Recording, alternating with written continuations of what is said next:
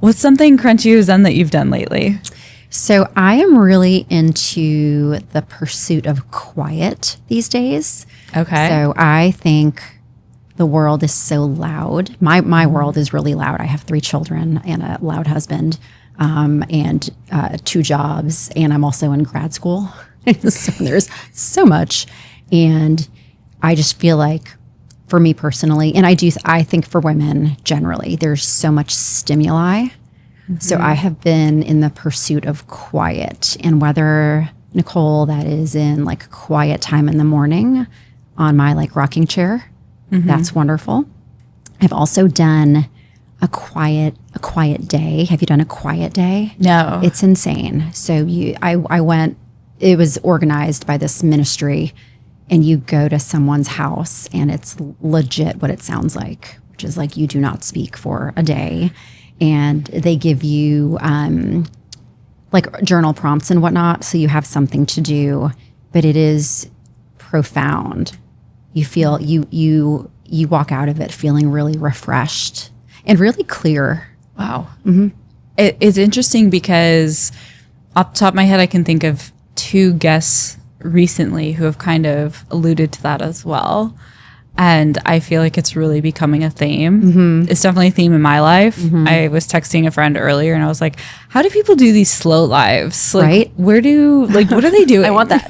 She was like, what are you talking about? I was like, here's a YouTube video. Tell me how you think they got here. But it's kind of following that quiet and calm, and like, Yes. I've heard someone say that like in the past, we only got the news once a day, and then we got it twice a day, and now we get it constantly, and we're not meant to get it constantly. I mean, I think about the cortisol spikes throughout the day. Through that alone, which is like one component of the barrage of things we should not be exposed to at all times. Yeah. Okay. I like that quiet day. Yeah. All right. So quiet. My pursuit of quiet is my crunchy zen. I like it.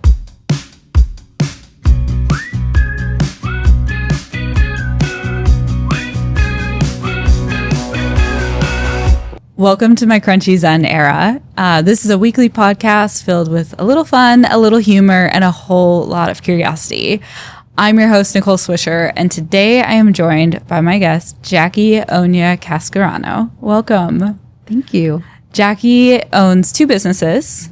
Your Mindset Coach, which is a coaching business specifically for lawyers, and Juno, which is... Why don't you tell me what Juno is exactly? Yeah. So Juno Women's Collective is a network for women who are seeking clarity, I would say clarity and momentum in their next professional chapters. So it is a mix of women who are coming from different backgrounds, but they all share something in common, which is that they're in a transition of some sort professionally. They're trying to figure out what's next, or some of them are about to launch a business. They know what's next, but they just want support of a community and more clarity. Gotcha. I like that. I feel like we all need that a little bit. For sure. Yeah. Yeah.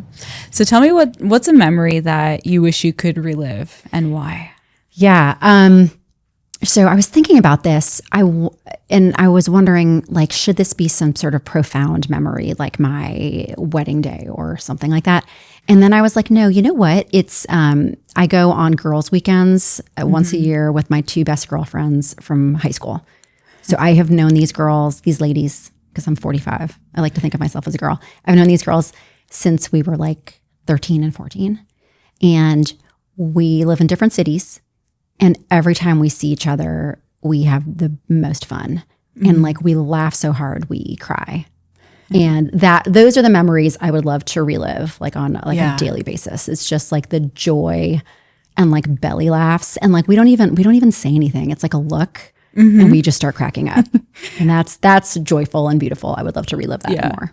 It's fun when you've had friends for so long that they know your body language, they know your facial expressions. Like, you can't really get away with anything. 1,000%. And like the jokes persist like 30 years later. It's like the same joke, which is phenomenal.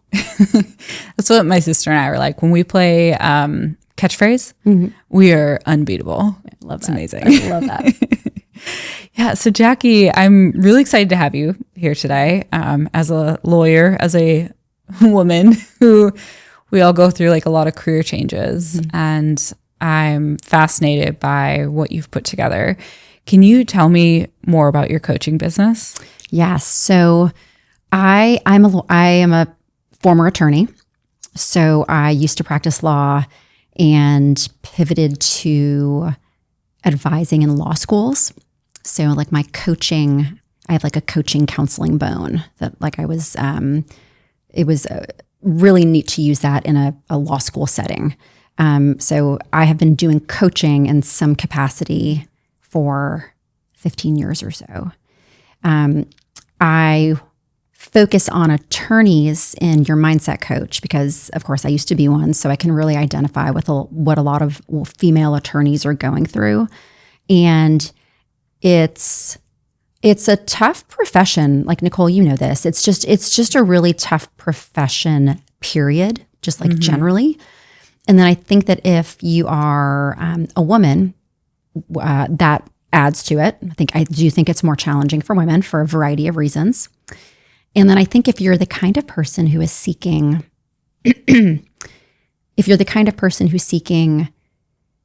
balance and harmony and fulfillment professionally, the legal profession can be really hard. So I encounter a lot of women that want to be good at what they do. So they want to be good lawyers. Maybe they even are good lawyers. Like they're like, I'm good at this. And they're also not particularly happy in their work. So they want to be happy in their work and successful in their work. And there's a fallacy, I think, that lawyers in particular can't have that. It's like you've got to like endure. Like if you want to be successful, you have to endure the lifestyle that comes with it. Or you could just be happy and not be a lawyer, you know? So it's like, there is a sweet spot. It takes work, but that's what I do with a lot of lawyer clients with whom I work. Do you focus more on women or do you take men and women as your clients? I work with both men and women. Okay. I naturally just have tended to have more female clients. And what do you think it is about women that makes the legal profession more difficult? I think there are just systemic issues, and we've talked about this. I mean, the patriarchy was the answer. The patriarchy. I think there are systemic issues that make it more challenging for a female human to be, you know, in the legal profession. I think it's a lot better than it used to be. So when I was a young associate in the mid 2000s, you know, there was a women's committee, I'm sure, but there weren't, you know, DEI-B initiatives like there are today. And of course, some of them are falling to the wayside for political reasons, but you know, they exist and people are paying attention to them. Belonging is a thing now. And it wasn't like that in the early to mid 2000s for sure. So it's certainly gotten better, but I think that just for women, it can be hard when, you know, the majority of partners in a law firm are men. And if you are a woman who wants to have both a career and a family, it's just challenging in any profession, but specifically, I think in the legal profession, it's just really, really hard. It is. I mean, I don't have children, but I've watched a number of my female colleagues going on maternity leave. And one thing that I have observed is that as they get closer, I would say like a month, because now everyone's thinking, well, the baby could come early too. Everything starts to be taken off their plate. Yeah. And so their hours drop. And most of the time, I don't know if our listeners know this, like your hours as a lawyer, your billable hours directly relate to what you're going to get paid, salary, bonus, reviews, everything, what kinds of opportunities you get at the firm, because the higher you're billing, the more valuable you are in most firms. And so they have to like start to wean off projects to the point where they might have almost nothing to do for a week or two. Then they're gone on maternity leave. And then they come back and they often don't get their work back because somebody else has now taken over. And some things I've heard is, I mean, it's just easier. The client's used to it. And so now they have to like fight to get work back. while also balancing being a new mom and all that comes with that. And so I feel very strongly about that. I don't know what the answer is. One thing I've always felt is that the men have to take paternity leave. Yeah. Like, I think firms should require it. Mm-hmm. I like it. But anyway, when you speak to that, that's something that I feel very strongly about, even though I've never experienced it as a woman in that way. I've just seen it happen over and over again. And I've seen my friends crying in their offices repeatedly. It's hard. And then they'll come back and there's no such thing as part-time. No, there's no. Like they'll just pay you half of what you used to get paid, but you're not working half as much. It's just it's so amorphous. So that's another thing I hear with people that are trying to get back and they're trying to reclaim that. It's systemic. So I mean, there are always these initiatives trying to rewire the legal profession. And it's like, oh, well, that's hard. It's just really hard. And the words you used where it's basically the more you build, the more valuable you are. Mm-hmm. I mean, like womp womp. Like it's true. And then also what are we telling ourselves every day when we go to bed at night? The more hours I build, the more valuable I am. Yep. I mean, obviously that pertains to work, but there's a part of that I think you just sort of absorb. Yeah. And so we could go so far into the legal profession, but I'll say the other thing that is challenging is then if you're efficient, if you don't bill as much time because actually that project didn't take as much time, you're penalized for it. Mm-hmm. And frankly, I've always been the type of lawyer that I don't run the clock. I get the work done. I get it done efficiently. Mm-hmm. And I know of people who are not that way. Mm-hmm. And so my bonuses weren't as much. Mm-hmm. And we'll stop there with that. But I think there should be a way to change it. Mm-hmm. I don't know what it is. Yeah.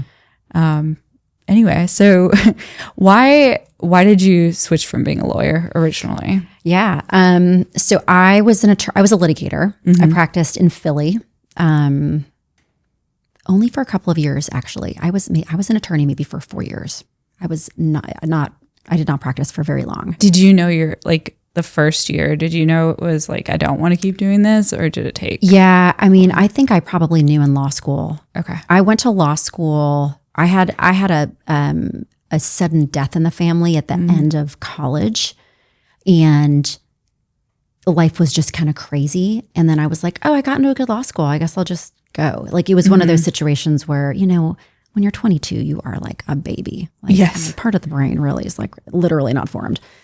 So I was dealing with personal stuff, and then I got into a good law school, and my mom was like, go to law school. And it was also after 9/11. So the economy was crazy pants. Yeah. So I was like, well, I mean, grad school sounds good. So I went to law school, and when I first started practicing, I basically kind of fell into a practice area that wasn't really well suited for my personality type. I'm a coach counselor type, and I was a litigator. I was doing insurance defense litigation, and I didn't really feel like I was helping anybody necessarily. So I knew it was going to be short-lived, or I knew I needed to pivot.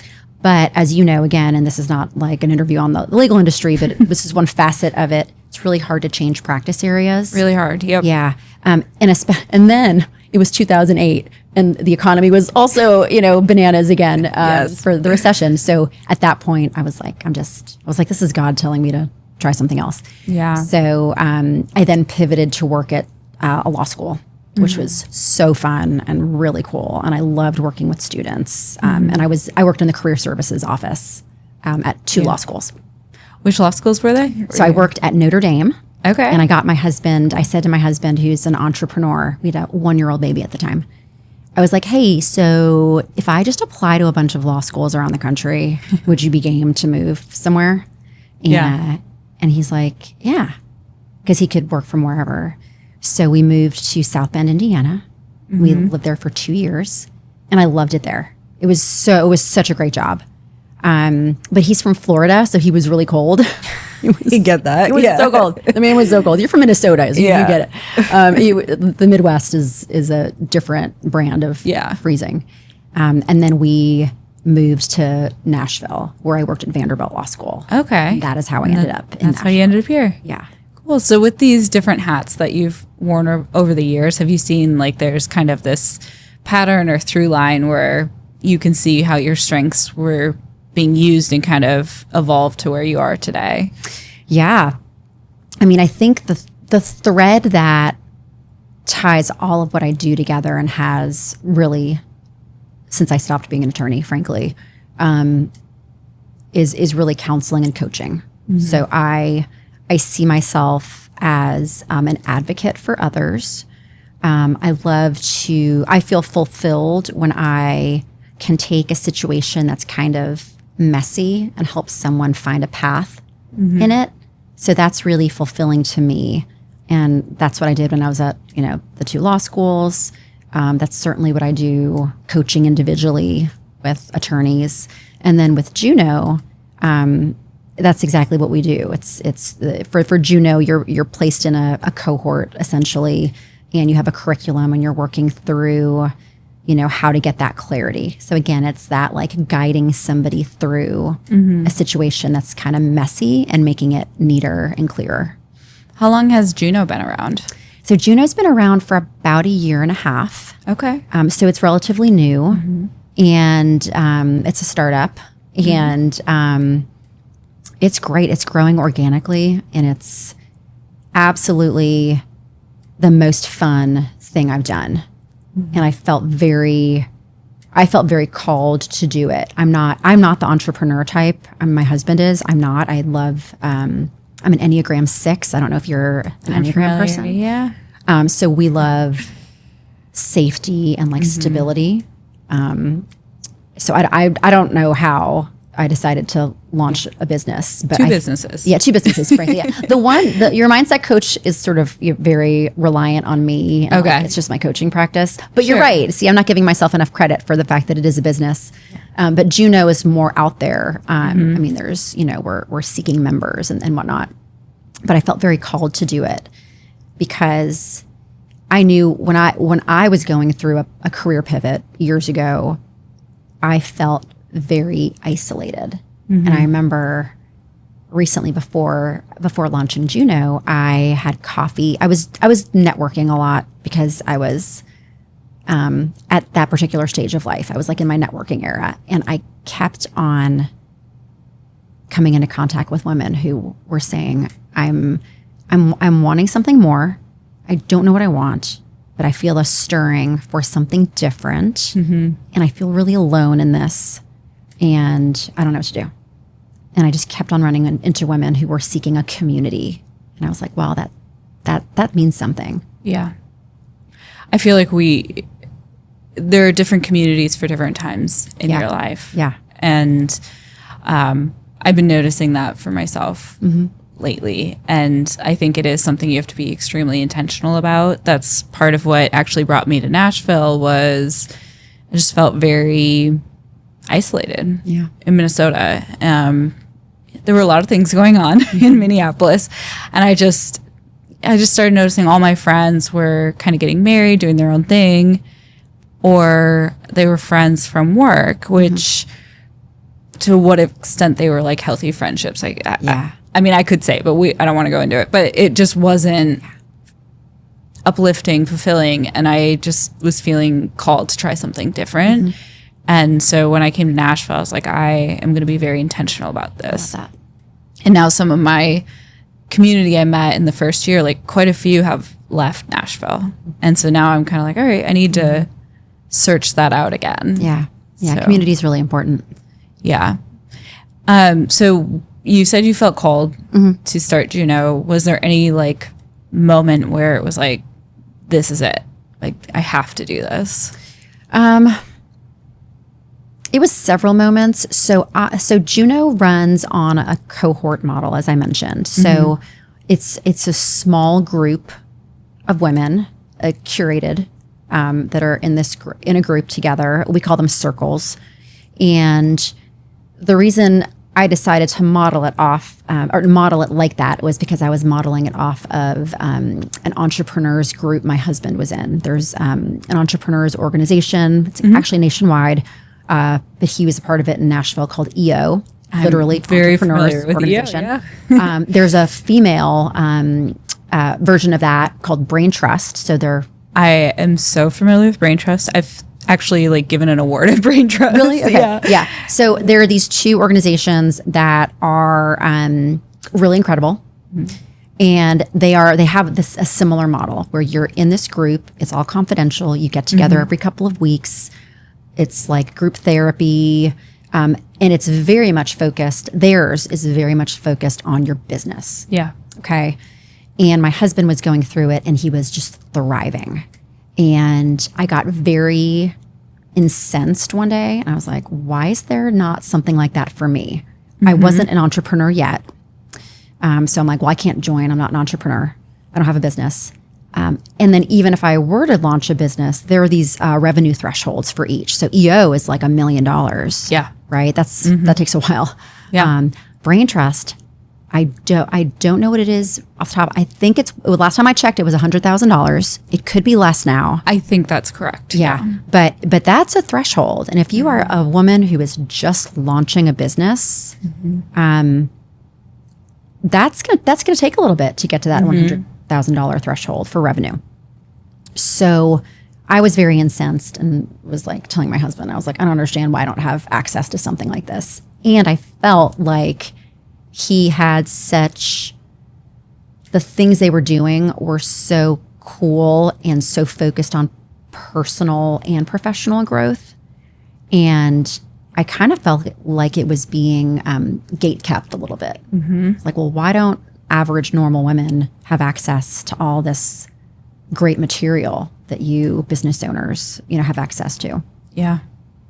And thus Juno was born. So then I started Juno, yeah. And I've worked, the curriculum for Juno is different. I mean, it's personal growth focused for professional fulfillment and professional momentum.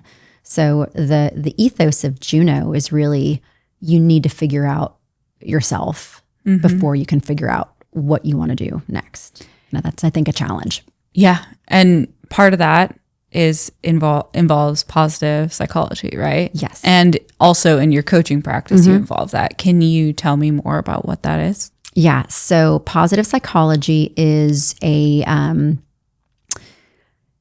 type of psychology different than mainstream psychology. It was founded in the early 2000s at the University of Pennsylvania by a gentleman named Martin Seligman.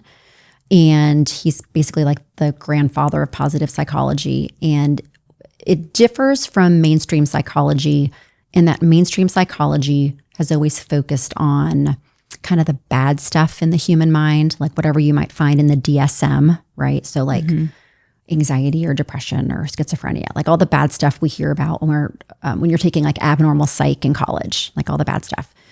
And positive psychology, the premise is basically like if you were to take a human mind and take all the bad stuff out, like take the depression and the anxiety and take it out, would that, human mind, would that person be a happy, thriving, fulfilled person? Not necessarily.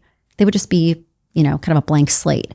How do you make that person kind of run on all cylinders? How do you help that person thrive and be a flourishing human being? Because why else are we on this earth except to thrive and to be the best versions of ourselves? So that's the approach of positive psychology. And I incorporate it a lot into my coaching with lawyers and with anyone. And then for Juno, it is really, the curriculum is based on positive psychology. So the curriculum piece for every Juno meeting that each circle has, there's a different facet of positive psychology that they dig into. And are there really specific activities or conversations or way of changing how you're framing things that is kind of the focus of the curriculum? There are several. The one I think foundational lens through which to look at, your life, if you're looking at it from a positive psychology perspective, is an acronym called PERMA. So PERMA, and and it's basically the 5 dimensions of human flourishing. Mm-hmm. So the P is for positive feelings or positive emotions. And that's exactly what it sounds like, right? The experience of positivity throughout your day, right? Joy, curiosity, awe, wonder. E is the next one. E is for engagement or flow. Like when you're in that state where things are like you don't even feel time going by, like you're just really enjoying what you're doing. Flow happens, or engagement flow happens when you are equally matching a strength to a challenge. And that's when you're in a really good flow. If the challenge is a little too hard for your strength, think about it. You wouldn't be in flow. It'd be like too hard. Yeah. But if it was also too easy, you would also not be in flow. A lot of people, I like to say I'm not sporty. Like I'm not a sporty person, but I hear a lot of sporty people tell me, like when they play pickleball, for example, or like basketball, they have a lot of flow. Yeah. Not anything I would know about. The next one is R, and that's for relationships. And that goes back to the conversation about community. Yeah. So like the depth of relationships really matters. How authentic you can be, in a group of friends, family, just the community, having a community where you can be your authentic self. Mm-hmm. The next one is M for meaning. And that's basically identifying with something bigger than yourself. That can be faith. A lot of people will have M for meaning in their careers and in their work. And that's really cool. That's a beautiful thing if you're able to do that and feel that on a daily basis. Yeah. And then the last one is A. So for PERMA, A. And that's achievement. And that's basically pursuing goals, like setting goals for yourself and pursuing them. That is, like, we're wired for that. I'm actually not competitive. My children and my husband are crazy competitive. So we play Monopoly. I'm like, I'm not having fun. Like you guys, I don't want to, this is crazy. And yet I still am driven to set a goal for myself and achieve it and make progress towards it. So we're kind of wired for that. Does it have to be a big goal, or can there be, I don't know, like smaller ones? Yeah, like they can in a month certainly be smaller ones. Okay. Yeah. And I think, and for Juno, that's something we work on for sure, is like just identifying bigger long-term goals and then also smaller little g goals. Okay. And then the important thing to know about PERMA is that none of those dimensions are more determinative per se of your overall flourishing and happiness, but they all matter. And it's like the deficiency of one is important. So what we do is, one thing we'll do early is just sort of try to analyze your PERMA levels, right? Like which one is lower. If there's interesting. One. Okay. And it's good. Yeah. It's just being aware of it's actually really good. Yeah. I'm like thinking it through. I'm like, what would I be low on? Yeah. And sometimes you don't even realize it, You're yeah. Like, wow. Or my relationships can be better. Or, and also sometimes you're just in like, like a chapter of life where maybe you're not going to have a lot of meaning because you're focused on something else. Like maybe it's, or it shifts. Like maybe you're on maternity leave and your meaning is now squarely, you have meaning, but it's not professional anymore. Like you were focused on something else. Or to give yourself a little bit of grace in terms of like, I just got a health diagnosis. No wonder my positive emotions are not as high as they could be. Right. Yeah.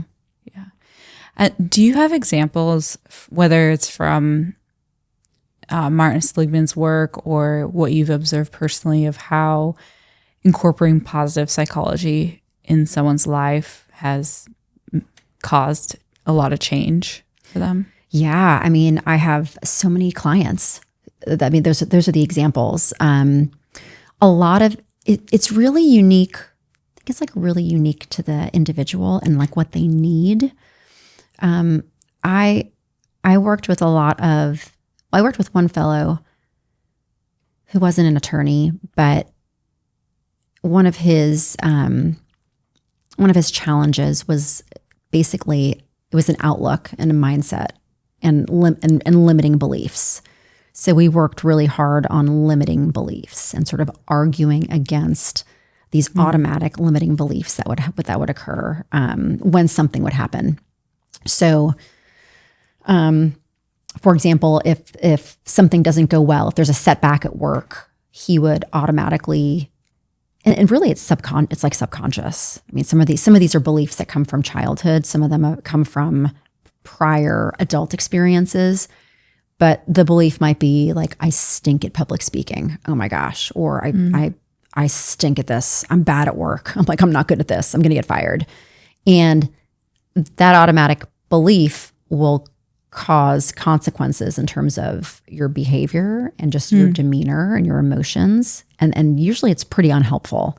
So arguing against those limiting beliefs is incredibly helpful. The going back to our lawyer friends, like the issue spotting, like the fact that you're seeing, you're like, oh, that's a limited belief. Like that, I'm not going automatically from like the bad event to like I am sad.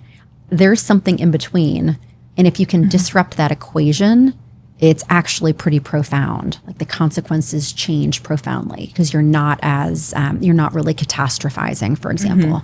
So that's just one example of how being open to spotting that can really make a difference in your everyday life. And then kind of like over the course of your life, it can make a big difference.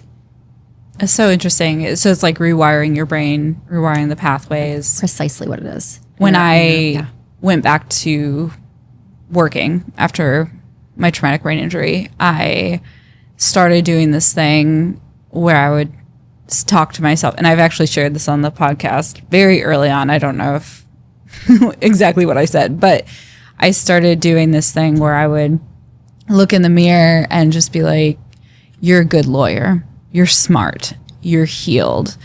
You're happy. You're healthy. And I had heard it on, I think, the Mel Robbins podcast of like speaking in the present rather than I'm going to be healed. I'm going to be in a year. I'm going to be. And I did notice that it started helping me pull out of some fear that I had of like, when I went back, would I be able to process my work is very complicated, and would I be able to handle it? Would I be able to do, I had a lot of trust and confidence I had to regain after what happened and what I went through. And so it was this funny thing of like, I would do it in the car, I would do it in the bathroom, just like anywhere. And I truly believe it helped me. Oh, I 1,000% believe it helped you. Yeah. I think those, the funny thing about positive psychology and honestly like neuroplasticity, like it works. It just sounds so woo that people just don't buy it. And I heard someone, a very well respected positive psychologist actually say, ignore all this at your own peril. It really works. I mean, these are scientifically backed. This is all empirical science with studies and, groups of people that they have researched, and it actually works. So you hear mantra and you're like, oh my gosh, like eye roll. And then you're like, that actually helped me in my life. Yeah. It works. Yeah. I want to talk a little bit. I want to go back to the legal profession a little bit. Yeah. And I want to talk about positive psychology in the legal profession. But I'm going to read some scary statistics from your book. Okay. So you wrote Mindset Mastery for Lawyers, and I read it, and it was very good.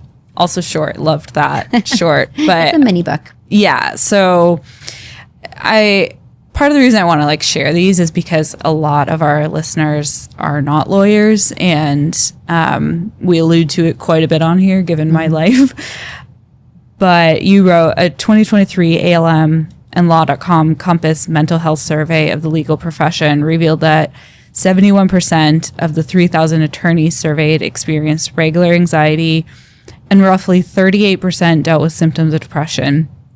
When asked about specific indicators of mental health challenges, more than 50% of surveyed lawyers said they felt a sense of failure or self-doubt, lost emotion, felt increasingly cynical and negative, and had decreased satisfaction and sense of accomplishment.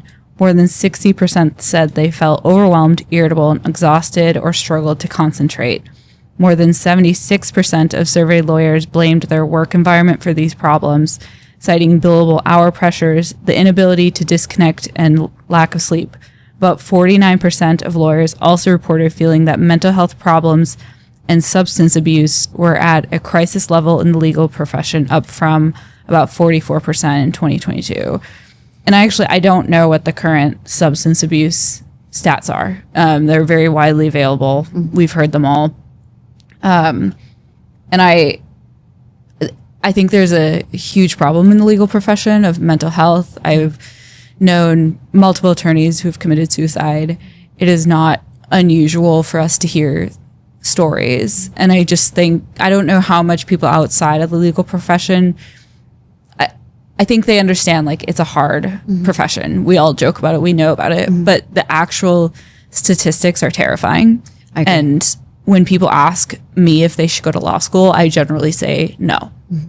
Not unless, one, you can do it debt-free, and two, you have a very, very clear goal of what you're going to do with it. Yeah. And three, if your identity is rooted in something solid. Yes. Because I just fear for what that can do, especially, frankly, to women. I agree. So I'm curious. I mean, I have a lot of thoughts on where it's all coming from. There's a lot of other stats, but how do you feel that your work and like positive psychology could help start to create some change in the legal profession?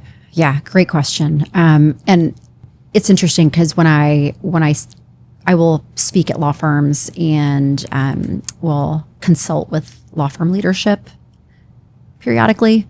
I speak at law firms quite frequently, and no, like those stats that you just recited, like no one is fazed by them anymore. No. That's the awful thing, right? Like everyone's like, yeah, if you have spent any time in the legal profession, you are not surprised in the least by this.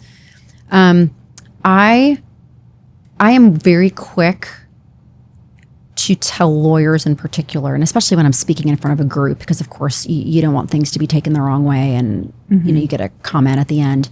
I'm very quick to say that positive psychology is by no means like a panacea. Like, like just do PERMA and everything is going to be great. That's not at all what I mean. If you have, I think everyone needs a therapist. Like literally, I think the world would be a wonderful place if everyone had a therapist. But if you are suffering from depression or anxiety, you should seek therapy and you should seek help. For substance abuse, oh my gosh, 1,000%. What I think is beautiful about positive psychology and what gives me hope, and a lot of my clients a lot of hope, is honestly the agency that it provides. Like the concept that you have the ability to impact your own fulfillment, to me was like mind-blowing when I first learned about positive psychology. I was going through a particularly difficult time, and I think it was just such a breath of fresh air to learn, like, oh, like you're telling me that I can do these things, and it's really all within my control. Like to a certain extent, like I can impact my own happiness profoundly by doing certain things. I mentioned this in the book, but there's a positive psychologist named Sonia Lubomirsky, and she wrote a book called The How of Happiness, and she basically measured happiness over long periods of time with different groups of people, and she came up with something called the I think the 40% principle or the 40% theory. And basically what she came to understand was that if you look at a person and their measurable happiness, meaning the happiness that they are able to articulate, and you look at them over a long period of time, 50% of their happiness, of their contentment, their fulfillment is kind of a genetic baseline. It's kind of a set point. So think about that. Like, you know, if you and your family members all are, you know, you share a similarity in terms of affect and fulfillment. That's maybe a thing. Okay. So a lot of it is heritable. 10% of measurable happiness are life circumstances. And that I'm always like, take a moment to just let that sink in for a moment, because we put so much on life circumstances. So when I get that job, when I get married, when I get the house, when I get to buy the house, when I get to buy the vacation home, right? It's like the hedonic treadmill of like always, you know, needing more and more. That's only 10% of this, you know, wide swath of people they were following for years. Only 10% of their happiness was based on the life circumstances that they thought previously was going to make them so happy, right? 40%, if we're doing the math, right? 40% is left. And that's intentional activities. Okay. That's crazy to me. And that's where the hope for me comes in. Intentional activities are the way you think.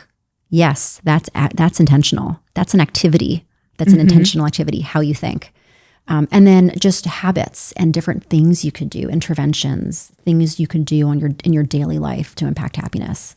So 40% of your happiness you can impact by the way you think, and that's where mindsets come in, and in the activities you do on a daily basis. I mean, I think that's very encouraging to hear. Do you have any activities that you could share with our audience, like very just like, hey, you could go forth tomorrow? Yes, a very brief one, and it's like the best one. And positive psychology folks love it because it's easy and the impact is next level. So it's focused on gratitude, because gratitude is the one attribute that a person has that can really impact them so profoundly. I mean, it's so profound that even your like cardiovascular and immune system will see a response. Oh, wow. That's how big a deal gratitude is. Again, this is, ignore this at your own peril. That then Barb Fredrickson said this on a Zoom call I was on a couple of days ago. And she's this amazing positive psychologist. Ignore this at your own peril. I say this to the folks who are like, gratitude journals, that sounds lame. Like, okay, well. So this one particular activity is called What Went Well. And it is literally before you go to bed every night, write 3 things down in a journal, 3 things that went well that day.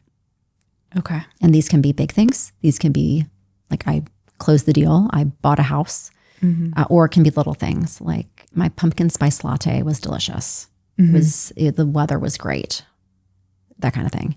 And you do this consistently over the course of a week or 2 weeks, and it's easy. You want to keep doing it, which is neat. It can really impact your outlook.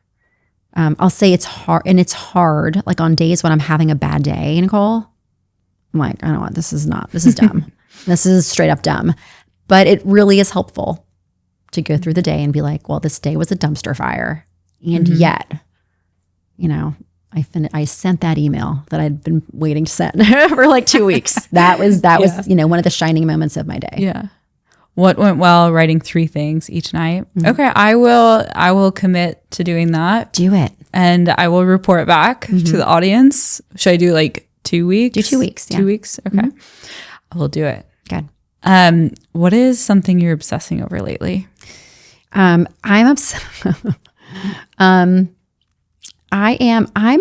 in a health mode. I'm focusing on health. So I have been obsessing over like functional health and sort of, I don't know, vitamins and supplements. I'm also, Nicole, 45 and I'm in perimenopause. So I need all my supplements. Yep. And I'm in that stage of life where this makes so much sense. Like I need all my supplements and I need, random things hurt. Yeah. So so I'm like, I'm going to focus on my health. So, just navigating like what I'm eating that perhaps is not like doing well for me. Yeah. I have a book for you offline Oh, because I've already shared it many times. So this is what I'm obsessing over. That's understandable. Yeah. I am obsessing over how to not stress as much. I noticed it this week. So when I wake up in the middle of the night and I can't fall asleep and I start cleaning, Oh no. it's a sign. And that happened Friday. So I was like, uh-oh. I have some ideas. So I'm like really trying to take an inventory of what my next 2 weeks look like and get quiet. Mm-hmm. Exactly. The warning signs are going off. So we'll figure it out. And do you have a recommendation for our audience? Yeah. And I don't know if this is original, but I have been watching The Gilded Age. Do you watch The Gilded Age? I have not, but I've heard good things about it. It's really good. Yeah. It's the first episode is slow and then you're just hooked. Okay. And then I tried to get my husband into it and he was just not into it. So it has been my treadmill show where I just walk and I watch it and it's fantastic. And the outfits are just next level. Okay. I think I heard it like, not Bridgerton for US, but because it's in the US. Yes. Right. Yes, about like not Vanderbilt sexy. or something. Not sexy. But it's not sexy. Okay. Downton Abbey-esque. Yes. It's very Downton Abbey. That's how someone described it to me. Okay. It's but also like there's like a little bit of Bridgerton. It's again, it's not sexy, but it is like there's romance and like, mayhem. Great. Yeah. I'll add it to my list. So my recommendation is more for our Nashville contingent. I go to the Richland Farmers Market almost every week. And Hidden Holler Farms, they are so good. I get my eggs from them and I can't eat eggs that aren't local. And so I love my eggs. The guy's super nice. He started recognizing me. And then they have really good like chicken breasts and everything. Amazing. Wait, where is it? Richland, do you know the Richland Farmers Market off of Charlotte? Saturdays from 9 to noon. I wasn't super busy. Yeah. Okay, good to know. Yep. So they're great. Someone had recommended it to me, and like there's always a long line, so I try to get there early. Oh my gosh, I love. So it's great. Good farmers market. I do too. It's so good. I like it better in the spring or fall because it was really hot yesterday, and you're just like standing in all these lines. The weather's not okay. No, it's what'd you say, 97? It was 90. Well, we did our Christmas card photos yesterday, which was insane. So I got my children dressed up in like sweaters and like corduroy outfits. And oh, I'm sure they loved you. Not literally, but that was the vibe. It was like, okay, it's Merry Christmas. And it was 92 degrees. Oh my gosh. Well, what are you looking forward to this week? I'm looking forward to a Juno event that we have on Friday. I'm going to. Oh, I love it. I'm so excited. Yeah. So we have a speaker series coffee event on Friday morning. And my good friend and Juno board member, Nadine Zach, will be speaking. And she is talking about leaving the corporate life and starting your own business, and her and that it's pretty salient to many Juno members in her experience doing that herself. And she left corporate HR and has launched her own HR company, and they are blowing it out of the water. I mean, they are just doing it really well. Cool. So she'll have a lot to share. I'm excited about it. Yeah. Unfortunately for our listeners, that will be past. Yes. So look for other Juno events in the future. Yes. I'm really excited because I'm going to a cabin next weekend with my friend, and we're going down by South Cumberland State Park so we can go hiking and everything. Oh, I love that. And I love that park. So it's going to be very quiet. Good nature. Exactly. Quiet nature, waterfalls. Oh, I'm excited. So where can people find you? So let's see. So yourmindsetcoach.com or junowomen.com. And then I'm also on Instagram, and it's Jackie.Cascarano. And my very long Italian last name, thanks to my husband, is Cascarano. So Jackie.Cascarano. Okay. We'll make sure to link it. Good. So people don't have to go Googling that. Well, thank you so much for being here. Thank you, Nicole. Nicole. This is so fun. Great. I always want it to be fun. So, and thank you guys for listening. Please follow us wherever you listen to podcasts, and make sure to subscribe to our YouTube channel. I'll see you next week. The end. Thanks for listening to my Crunchy Zen era. Please subscribe and leave a review wherever you listen to your podcasts. This podcast is produced by me, Nicole Swisher, and my good friends Summer Harkup and Liz Coulter. Editing is by Drew Harrison Media, and recording is done by Lagos Creative in Nashville, Tennessee. Thanks for hanging out. We'll be back next week.